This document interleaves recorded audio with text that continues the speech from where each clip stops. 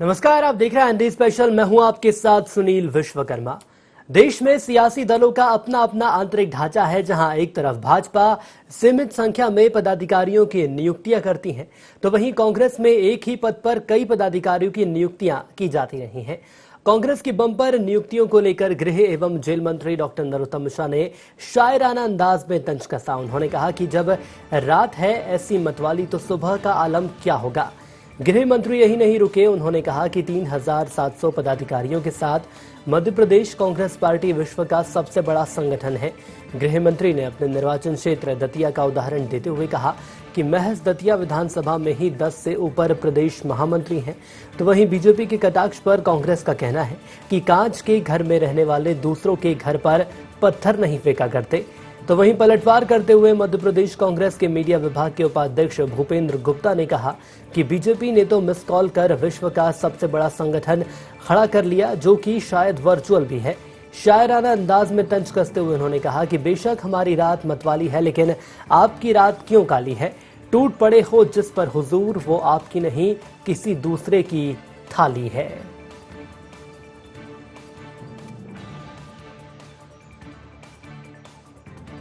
Congress party में 3,700 पदाधिकारी हैं। विश्व का सबसे बड़ा संगठन मध्य प्रदेश कांग्रेस का है, विश्व का, जहां इतने पदाधिकारी हैं। मेरे दतिया में ही 10-5 प्रदेश के महामंत्री हैं। एक विधानसभा में प्रदेश के महामंत्री 10-5। अगर यकीन न हो तो मैं उनकी फोटोकॉपी आपको दिखाऊंगा कि देखो, एक विधानसभा में ही प्रदेश लेवल के 10 पदाधिकारी हैं। तो मध्य प्रदेश का आलम क्या होगा। जब रात है ऐसी मतवाली तो सुबह का आलम क्या होगा। बिल्कुल सही कह रही है, सच कह रही है वो, क्योंकि टिकाऊ तो भाजपा ही है। ये तो चला ही नहीं पाते, चाहे मध्य प्रदेश हो चाहे राजस्थान हो। तो हम तो कह रहे हैं सही कह रही है, टिकाऊ अगर कोई है तो वो भाजपा है। दिल्ली में भी टिकी है और यहाँ भी टिकी है। जो लोग कांच के घर में रहते हैं वो दूसरे के घरों पर पत्थर नहीं फेंकते, ये कहावत आपने सुनी होगी। आज आपको बड़ी हंसी आ रही है कांग्रेस के 3,000 पदाधिकारियों पर। ये उस पार्टी का नेता हंस रहा है जिसने जो है पूरी मिस कॉल पर पूरे विश्व का सबसे बड़ा संगठन बना लिया। मिस कॉल पार्टी है आपकी पार्टी जो है वर्चुअल है। आपकी पार्टी में कुछ भी एक्चुअल नहीं है। एक जो है हाइप है, बबूला है ये। और इसलिए जो है आपको बहुत शेर व शायरी का शौक है। आजकल आप जो है कांग्रेस को बहुत गुदगुदा रहे हैं शेर पढ़ के। इसलिए मैं भी एक शेर आपको अर्ज कर रहा हूं, इस पर जो है दाद दीजिएगा कि बेशक हमारी रात मतवाली है, बेशक हमारी रात मतवाली है, पर तेरी सुबह क्यों इतनी काली है, पर तेरी सुबह क्यों इतनी काली है। टूट पड़े हो जिस पर इस तेजी से हुजूर, वो आपकी नहीं किसी दूसरे की थाली है। तो किसी की रात मतवाली है तो किसी की सुबह काली है। आरोप प्रत्यारोप का दौर लगातार जारी है। शायराना अंदाज में बीजेपी और कांग्रेस एक दूसरे पर आरोप लगाती हुई नजर आ रही, लेकिन सवाल ये सामने आ रहा है कि अपने संगठन को मजबूती प्रदान करने के लिए लगातार बंपर भर्तियां की जा रही हैं और कहीं ना कहीं कांग्रेस मजबूत नजर आ रही है। दूसरी ओर बीजेपी की और हम बात करें तो बीजेपी की ओर से भी लगातार पलटवार का दौर जारी है, लेकिन सवाल ये सामने आ रहा है कि आखिर इन लंबी और इन बंपर नियुक्तियों के आखिर क्या मायने निकाले जाएं। सीधे न्यूज रूम की ओर चलेंगे। हमारे साथ हमारे संवाददाता संदीप मिश्रा लाइव हमारे साथ जुड़ रहे हैं। संदीप, कैसे देखा जाए, कांग्रेस में बंपर भर्ती का दौर जारी है और तकरीबन 3,700 से भी ज्यादा ऐसे कार्यकर्ता जो कि कांग्रेस में शामिल हो चुके हैं। तो वहीं यदि दूसरी ओर हम बीजेपी की बात करें तो बीजेपी निशाना साधने से चूक नहीं रही है और कहा भी जाता है कि बीजेपी लगातार अवसरों का फायदा उठाती है। लेकिन सबसे पहले मैं समझना चाहूंगा आपसे, कांग्रेस में जो लगातार पदाधिकारियों की भर्ती की गई है वो भी बड़ी संख्या में, इसके क्या मायने? सुनील, पूरी योजनाबद्ध तरीके से भर्ती की जा रही है। जिस तरह से लगातार ताबड़तोड़ यहाँ पर झटके लगे हैं कांग्रेस पार्टी को, एक के बाद एक लगातार विधायकों ने कांग्रेस का दामन छोड़ बीजेपी का दामन थामा है, तो उसके बाद कांग्रेस कहीं न कहीं पूरे झटकों से उभरने की कोशिश कर रही है। कांग्रेस में कोई भी नेता वर्तमान में आते तो नहीं दिख रहे, लेकिन लगातार जाते दिख रहे हैं। लिहाजा लोग नेताओं को पार्टी में रोके रखने के लिए, बांध के रखने के लिए यहाँ पर पार्टी ने नई रणनीति तैयार की है कि उन्हें पद यहां पर ऑफर किए जा रहे हैं। जिस तरह से आज गृह मंत्री डॉक्टर नरोत्तम मिश्रा ने भी कहा कि महज मध्य प्रदेश भर में 3,700 से ज्यादा पदाधिकारियों को नियुक्त किया जा चुका है। एक बड़ी बात है अपने आप में कहीं ना कहीं, क्योंकि इतनी बड़ी संख्या में पदाधिकारियों की नियुक्ति अपने आप में सवाल खड़ा करता है। और ये सारी चीजें इस ओर इशारा करती हैं कि कहीं ना कहीं दाल में तो काला है, और वही चीजें यहां पर भारतीय जनता पार्टी ने इशारा करने की कोशिश की है। कांग्रेस पार्टी लगातार अपने नेताओं को बचाने की कोशिश कर रही है, पार्टी को बचाने की कोशिश कर रही है। उसके बावजूद भी कांग्रेस पार्टी के विधायक जो हैं वो कहीं ना कहीं पार्टी का दामन छोड़ के लगातार रवानगी की ओर जा रहे हैं, और ये वही यहाँ कारण देखने को मिल रहा है कि भाजपा यहाँ पर तंज कस रही है। जी सुनिए। लेकिन संदीप, सवाल ये भी सामने आ रहा है कि भले ही 3,700 की संख्या में पदाधिकारियों की नियुक्ति की गई हो, या हो सकता है कल को ये संख्या बढ़ भी जाए, लेकिन जहां तक विश्वास की हम बात करें तो आखिर उनमें विश्वास कैसे भरा जा सकता है, उन पर विश्वास कैसे किया जा सकता है? एक तरफ लगातार जो विधायक हैं वो बीजेपी में शामिल हो रहे हैं, दूसरी ओर भले ही पद के लालच में पदाधिकारियों की नियुक्तियां की जा रही हैं, लेकिन विश्वास कैसे पैदा किया जाएगा कि ये पदाधिकारी आपका साथ देंगे? सुनील, यही तो खासियत है, क्योंकि अभी तक जिस तरह से लगातार सुनने को मिल रहा था कि कांग्रेस पार्टी में या कांग्रेस के जो वरिष्ठ पदाधिकारी हैं, बड़े नेता हैं और प्रदेश के अध्यक्ष हैं जो कमलनाथ है, वो कहीं ना कहीं विधायकों को महत्व नहीं दे रहे थे। जैसे विधायक कोई भी जाता था या मंत्री जाता था तो चलो चलो की तरह वो सीधे बोलते थे और उनकी सुनवाई नहीं होती थी, बैठने को समय नहीं मिलता था। तो वो कहीं ना कहीं लगातार शिकायतें सुनने को मिली और खामियाजा भुगतना पड़ा कि यार आज मध्य प्रदेश की में जो तत्कालीन कमलनाथ सरकार थी महज 15 महीने में ही धराशायी हो गई, और उसी का परिणाम है कि आज प्रदेश में सरकार नहीं रही कांग्रेस की, और उससे कहीं ना कहीं अब यहाँ पर सबक लेना चाहती है कांग्रेस। लेकिन वो जिस तरह से सबक लेना चाहिए वो अब भी कांग्रेस नहीं ले रही। सिर्फ पद बांटने से पार्टी नहीं बचती है सुनील, यहां पर पद बांटे जा रहे हैं। जिस तरह से कोई भी कथा के बाद प्रसाद बांटा जाता है, उसी तरह से यहां पर कांग्रेस पार्टी पद बांट रही है, और उम्मीद है कांग्रेस को कि हो सकता है हम पद बांटे तो शायद नेता नहीं जाएंगे, जो कार्यकर्ता हैं वो नहीं जाएंगे, उनकी रवानगी थम जाएगी। लेकिन सबसे बड़ी बात यहां है कि कार्यकर्ताओं में विश्वास है पार्टी के प्रति किस तरह से पैदा किया जाए, पार्टी के नेतृत्व के प्रति किस तरह से विश्वास पैदा किया जाए, क्योंकि जिस तरह से यहां पर नेता पुत्र लगातार उभर करके सामने आ रहे हैं। अगर हम बात करें पूर्व मुख्यमंत्री कमलनाथ के बेटे की या पूर्व मंत्री मुख्यमंत्री दिग्विजय सिंह के बेटे की, जिस तरह से इन्होंने खुद अपने आप को स्वयंभू तौर पर खुद कई बार घोषणा की कि हम युवा नेता के तौर पर हम नेतृत्व करने के लिए तैयार हैं, और बाकी मतलब दूसरे जो नेता हैं, दूसरे युवा नेता हैं, तो उनको कहीं ना कहीं एक बार फिर से दरकिनार करने की कोशिश लगातार की गई। तो ये सारी चीजें यहां पर विश्वास दिख रहा है कि कांग्रेस में अपने आप में ही पार्टी के नेताओं को विश्वास नहीं है पार्टी के नेतृत्व के प्रति, और उसी का खामियाजा लगातार भुगतना पड़ रहा है। लेकिन संदीप, मैं यहां पर समझना चाहूंगा, यदि हम इस पूरे ही घटनाक्रम की और बात करते हैं और यदि बीजेपी का पक्ष उठाते हैं, तो बीजेपी का एक तरफ से साफ ये कहना है कि एक तरफ भाजपा सीमित संख्या में पदाधिकारियों की नियुक्ति करती है, ऐसे में यदि कांग्रेस की हम बात करें तो एक ही पद पर कई ऐसे पदाधिकारी हैं जिनकी नियुक्तियां की जाती हैं। क्या ऐसे में कांग्रेस के अंदर गफलत पैदा नहीं होगी? बिल्कुल, इस बात में कोई शक नहीं। लेकिन सुनील, आपको भी मालूम है कांग्रेस भारतीय जनता पार्टी की अगर हम बात करें, भारतीय जनता पार्टी एक कैडर बेस्ड पार्टी मानी जाती है। भारतीय जनता पार्टी में संगठन को सर्वोपरि माना जाता है। भारतीय जनता पार्टी का संगठन जो है, जो फैसले लेता है वो सभी को सर्वमान्य होता है, भले वो मन से न माने, लेकिन वो विरोध नहीं करता है। अगर विरोध भी करता है तो उसको बुलाया जाता है, बैठा करके उसकी बात सुनी जाती है, उसकी समस्या को दूर करने का पूरा प्रयास किया जाता है। लेकिन अगर उसके उलट हम कांग्रेस पार्टी की बात मानते हैं तो कांग्रेस पार्टी में आप आइए, तो अगर ये सारी चीजें देखने को मिलती तो ये कांग्रेस तत्कालीन कमलनाथ सरकार ही क्यों गिरती। अगर नेताओं की सुनी गई होती, विधायकों की सुनी गई होती, तो आज ये हालात पैदा नहीं होते। आज अब कांग्रेस पार्टी को ऐसा लग रहा है कि अगर वो अपने पद बांटेगी, अगर नेताओं को पद बांट देगी, तो उससे कहीं ना कहीं विश्वास बनेगा, वो पार्टी में टिके रहेंगे और पार्टी के लिए काम करेंगे। लेकिन आज आखिर ऐसी नौबत क्यों आई आपको कि यहां पर लगातार आपको बड़ी संख्या में बिल्कुल। लेकिन संदीप, यहां पर देखने वाली बात यह भी है कि अब पद भले आप बांट रहे हैं, लेकिन इसके अलावा यदि आप नियम और कानून ज्यादा सख्त बनाएंगे तो निश्चित तौर पर कहा जा सकता है ये वही पदाधिकारी हैं जो कल जाकर विधायक भी बन सकते हैं, मंत्री भी बन सकते हैं और आने वाले वक्त में जिम्मेदार पद पर भी निभा सकते हैं। अपना दायित्व हो सकता है कांग्रेस का साथ भी दे, लेकिन इसके लिए कहीं ना कहीं नियम और कानून कड़े करने की आवश्यकता है।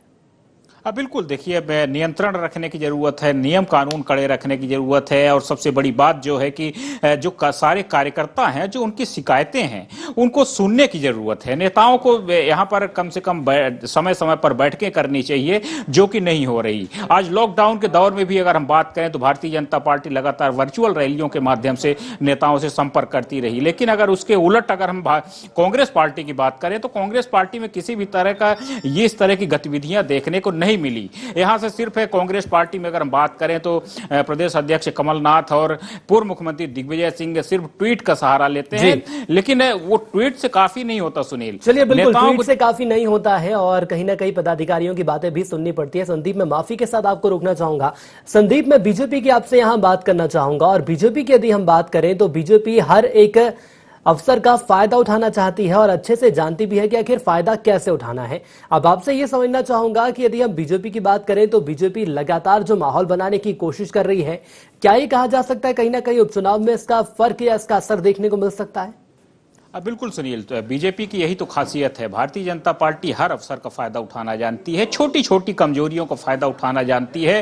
कांग्रेस की किस तरह से एक एक कड़ियां जो बिखरती हैं, वो किस तरह से उसका लाभ उठाना है भारतीय जनता पार्टी को, उन सारे मौकों का फायदा उठाती है और वही चीजें यहां पर देखने को मिल रही हैं। वर्तमान में जिस तरह से कांग्रेस पार्टी के एक एक करके विधायक पतझड़ की तरह झड़े और कहीं ना कहीं बीजेपी की तरफ गए, आज स्थिति यह है कि कांग्रेस पार्टी यहां पर अपने विधानसभा के लिए उम्मीदवार का चयन नहीं कर पा रही, उम्मीदवार नहीं ढूंढ पा रही है। तो वहीं पर इन्हीं सब चीजों का फायदा भारतीय जनता पार्टी लगातार उठा रही है। जहां एक और अगर कांग्रेस उम्मीदवार ढूंढ रही तो वहीं भारतीय जनता पार्टी जमीन में अगर हम बात करें तो बूथ स्तर में जाकर के चुनाव की तैयारियों को अंजाम दे रही है। आज भारतीय जनता पार्टी पूरा माहौल अपना क्रिएट कर चुकी है। भारतीय जनता पार्टी की पूरी तैयारियां अंतिम दौर में है, लेकिन कांग्रेस अब तक अपने उम्मीदवारों का चयन तक नहीं कर पाई है। अब भी कांग्रेस पार्टी सिर्फ जोड़ तोड़ में लगी है कि कुछ उम्मीदवार मिल जाएं और वो इस चुनाव में कहीं ना कहीं खड़ी हो सके। तो एक लंबा यहां पर दोनों पार्टियों में लंबा गैप है, दोनों पार्टियों में एक लंबी विसंगति है। सिर्फ यहां भारतीय जनता पार्टी की बात करें तो वर्तमान में अगर हम कहें तो एक तरफा चुनाव दिख रहा है, जिस तरह से भारतीय जनता पार्टी की। बिल्कुल, लेकिन संदीप, यहां पर देखने वाली बात यह भी है कि यदि हम यहां पर कांग्रेस की बात करते हैं तो कांग्रेस के द्वारा लगातार आरोप यह भी लगाए जा रहे हैं कि बीजेपी भले ही कैडर बेस्ड पार्टी है और अपने आप को विश्व की सबसे बड़ी पार्टी मानती है, लेकिन वो पार्टी भी सिर्फ मिस कॉल के जरिए बनी हुई पार्टी है। बिल्कुल देखिए, मिस कॉल के जरिए बनी हो या किसी भी माध्यम से, लेकिन भारतीय जनता पार्टी ने अपने आप को तो साबित तो किया है। मध्य प्रदेश में हो या पूरे देश की बात करें, साबित तो किया है। बड़ी संख्या में कार्यकर्ता हैं, उसका आईटी सेल मजबूत है, उसके कार्यकर्ता एक आवाज पे कार्यकर्ता बिल्कुल बूथ स्तर पर जाते हैं, हर तरह से काम करने के लिए तैयार होते हैं। आज लॉकडाउन के दौर में भी जिस तरह से भारतीय जनता पार्टी के कार्यकर्ता मेहनत कर रहे हैं, तो वो कहीं ना कहीं पार्टी को कुछ अलग श्रेणी में ले जाकर के खड़ा करता है। लेकिन अगर हम कांग्रेस पार्टी की बात करें, ऐसा नहीं है कि कांग्रेस पार्टी के कार्यकर्ताओं ने लॉकडाउन में काम नहीं किया है, लेकिन अगर हम बात करें चुनावी के तौर पर, चुनावी की तैयारियों के तौर पर, तो यहां पर चुनावी तैयारियों में कांग्रेस पार्टी काफी पीछे रही है।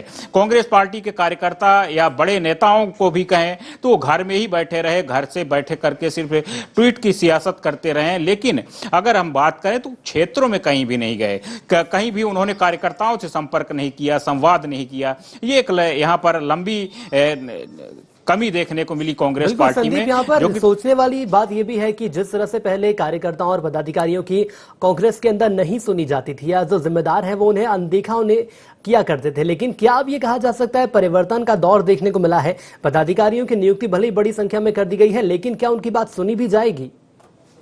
देखिए, सबसे बड़ी कमजोर बात तो यही है, कांग्रेस पार्टी जानती है कि उसकी कमजोरियां क्या है, लेकिन कमजोरियां जानने के बाद भी आप अपनी कमजोरियों को दूर करने की कोशिश नहीं करते हैं। जब कांग्रेस पार्टी को यह मालूम था कि उसके विधायक जा रहे हैं, जैसे कि तब लगातार कांग्रेस पार्टी की ओर से इस बात का उल्लेख किया गया है, तो अगर आपको मालूम था तो आपने रोकने के प्रयास क्यों नहीं किया? और कुछ इसी तरह से अभी वर्तमान में हालात फिर से बने हुए हैं, पनप रहे हैं फिर से। बिल्कुल, मैं संदीप आपको यहाँ पे रोकना चाहूंगा। हमारे साथ बीजेपी से मीडिया पैनलिस्ट राकेश शर्मा जी जुड़ चुके हैं। राकेश जी, बहुत स्वागत है आपका N24 में। सुनील जी, धन्यवाद। सर, मैं समझना चाहूंगा, कांग्रेस की हम बात कर रहे हैं जहां बम्पर भर्ती का आलम देखने को मिल रहा है। बड़ी संख्या में पदाधिकारियों की नियुक्ति कर दी गई है, लेकिन सवाल ये सामने आ रहा है कि एक ही पद पर तमाम ऐसे पदाधिकारी जिनकी नियुक्तियां कर दिए जाना, क्या इसके मायने निकाले जाएं? बीजेपी कैसे देखती है? देखिए सुनील भाई, कांग्रेस पार्टी में जिनको पदाधिकारी बनाया जाता है, उनको वो जो पदाधिकारी नियुक्त करता है उसको तो नहीं मालूम रहता कि ये पदाधिकारी हैं। कांग्रेस पार्टी में इतने महामंत्री बना दिए जाते हैं, इतने उपाध्यक्ष बना दिए जाते हैं कि जिनकी कोई गिनती नहीं रहती। आपने देखोगा पिछली बार विधानसभा चुनाव से पहले 1000 साइन किए हुए लेटर रखे हुए थे कांग्रेस कार्यालय में, जिसकी जो इच्छा है उसमें अपना नाम और अपना पद लिख ले और ले जाए। तो ऐसी नियुक्तियों से और ऐसे नियुक्ति पत्र से मुझे नहीं लगता कि कांग्रेस पार्टी का कोई भला होने वाला है। ये तो उठती हुई हाट है कांग्रेस पार्टी। चलिए सर, आपका ये कहना है कि यहाँ आपको नजर नहीं आ रहा है कि कांग्रेस का फिलहाल कोई भला होगा या नहीं होगा, लेकिन कांग्रेस की यदि हम बात करें तो कहा यह जा रहा है कि अपने आप को मजबूती के रूप में कांग्रेस इस कदम को देख रही है। मैं रोकना चाहूंगा कांग्रेस का पक्ष अवनीश बुंदेला साहब रुकेंगे जो हमारे साथ जुड़ चुके हैं। बुंदेला जी, बहुत स्वागत आपका ND24 में। और समझना चाहूंगा मैं आपसे, जिस तरह से नियुक्तियां की गई हैं, तकरीबन 3700 ऐसे पदाधिकारी जो कि अब कांग्रेस के साथ जुड़ चुके हैं, बड़े पद पर आ गए, और कहा यह जा रहा है कि कांग्रेस इससे एक मजबूत कदम मान रही है। मैं आपकी प्रतिक्रिया चाहूंगा। देखिए सुनील जी, सबसे पहले मैं एक बात स्पष्ट कर दूं कि ये बात क्लियर है कि नेता कांग्रेस में ही होते हैं। कांग्रेस में कार्यकर्ता भी होते हैं, नेता भी होते हैं, और भारतीय जनता पार्टी में सिर्फ कार्यकर्ता होते हैं, जमीनी कार्यकर्ता, जो कि दरी चद्दर बिछाते बिछाते जीवन उसका खत्म हो जाता है, और नेता कांग्रेस से लेकर भाजपा आ ही जाती है। नेता तो कांग्रेस का ही आदमी आके बनता है, जैसे अभी सिंधिया जी बने, 22-25 लोग जो भी आए हैं। और जहां तक बात कांग्रेस के पदाधिकारियों की है, तो मुझे लगता है गृह मंत्री जी को इससे ज्यादा चिंता अपने यहाँ की करना चाहिए। और जो सिस्टम की बात कर रहे हैं सुनील जी, मैं खुद बता दूं, मैं 4 साल पहले मैं कांग्रेस का एक साधारण कार्यकर्ता था, मैं सोशल मीडिया का ब्लॉगर था। आज मैं माननीय राहुल गांधी जी के आशीर्वाद से, उनकी अच्छी नीतियों से, कि उनने देखा कि टैलेंट को किस तरह से, मेरे पास ना तो किसी मंत्री विधायक की सिफारिश थी ना कुछ थी, बाकायदा टैलेंट हंट के जैसे कार्यक्रम को ऑर्गेनाइज किया गया, उसमें हम लोग को बुलाया गया, हमारे इंटरव्यूज लिए गए, और आज मैं आपके सामने प्रदेश प्रवक्ता के तौर पर पिछले 2.5 साल से काम कर रहा हूँ। इसमें आप हंसी मत उड़ाइए। जो भारतीय जनता पार्टी के नेता जो इसमें हंसी उड़ाने का प्रयास करे तो अच्छी बात है। बिल्कुल, लेकिन बुंदेला साहब, बुंदेला साहब, मैं तारीफ करता हूं, मेरी शुभकामनाएं आपके साथ है कि आप लगातार आगे बढ़ रहे हैं। लेकिन बीजेपी की हम बात करें तो बीजेपी का ये कहना है कि कहीं ना कहीं जो नेता हैं वो कांग्रेस के कार्यकर्ताओं की नहीं सुनते हैं। इस दिशा में भी कुछ कहेंगे आप? ये ऐसा लगता है किसको? भारतीय जनता पार्टी, खासकर नरोत्तम मिश्रा जी को विशेष तौर से ऐसा लगता है, क्योंकि ये उनके यहाँ की परिपाटी। आप अपने यहाँ नहीं सुनते ना, आप अपने यहाँ लाके जब 15-15 माह जो विधायक रहे उनको मंत्री बना रहे हो, पूर्व विधायकों को, उसके ऊपर रोज अजय बिश्नोई जी जैसे वरिष्ठ, मैं कार्यकर्ताओं की तो छोड़ो, अजय बिश्नोई जैसा वरिष्ठ नेता, 4 बार का विधायक, पूर्व मंत्री, वो अपनी नाराजगी व्यक्त कर रहा हूँ। उमा भारती अपनी नाराजगी व्यक्त करें, क्या भारतीय जनता पार्टी सुन रही है?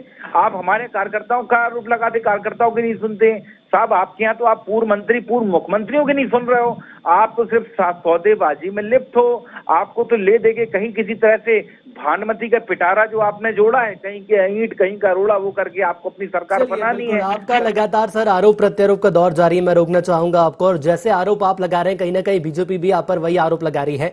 राकेश शर्मा जी के पास में आना चाहूंगा। राकेश शर्मा जी, बुंदेला जी को भी आपने सुना, कहा यह जा रहा है कि टैलेंट हंट के द्वारा हमारे कांग्रेसी आगे बढ़ते हैं, क्या कहेंगे आप?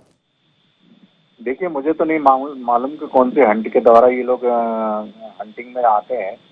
मुझे तो एक बात मालूम है कि आप रिपोर्टर को कहीं भी भेज दीजिए, कांग्रेस की किसी रैली में, सभा में, और जितने लोग इकट्ठे होंगे वो सब प्रदेश के महामंत्री या उपाध्यक्ष ही होंगे, जो सामने भी होंगे और मंच पे भी होंगे। तो ये तो मजाक बना रखा है कांग्रेस ने। आपने अभी बताया 3100 पदाधिकारी नियुक्त कर दिए।